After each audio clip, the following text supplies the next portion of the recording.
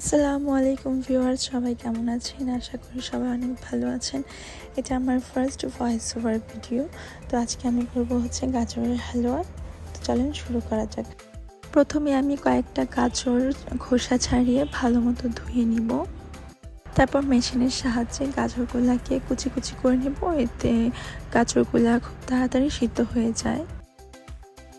তারপর আমি গাজরগুলাকে অল্প একটু পানি দিয়ে হালকা ভাপ দিয়ে পানিটা ফেলে দিব।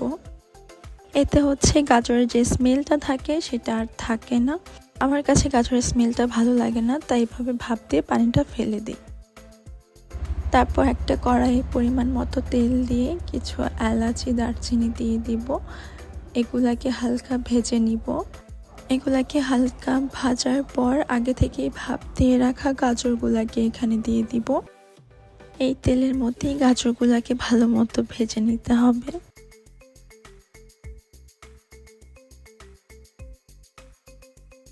গাজরগুলা ভালো মতো ভাজা ভাজা হয়ে যাওয়ার পর 1 কাপ পরিমাণ দুধ দিয়ে দিব। তারপর গাজরগুলোকে ভালো মতো নাড়াচাড়া করে ঢেকে দিতে হবে।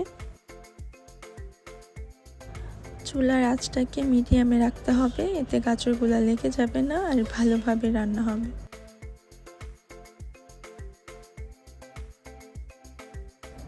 গাজরে যে দুধটা দিয়েছিলাম সেটা যখন শুকিয়ে আসবে তখন এটাতে আমি পরিমাণ মতো চিনি অ্যাড করে নিব।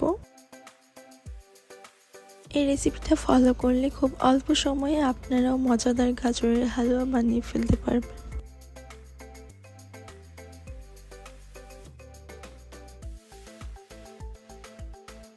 চিনিটা যখন ভালো মতো গলে যাবে তখন এটাতে আমি 2 টেবিল চামচ ঘি অ্যাড করে দিব।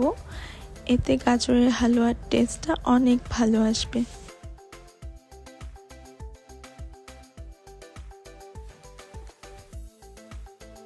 হালুয়াটা নামিয়ে ফেলার আগে এখানে আমি 2 টেবিল চামচ গুঁড়া দুধ অ্যাড করে দিব। তারপর ভালো মতো নেড়ে চেড়ে নিতে হবে যেন দুধটা আর হালুয়াটা ভালো মতো মিক্সড হয়ে যায়।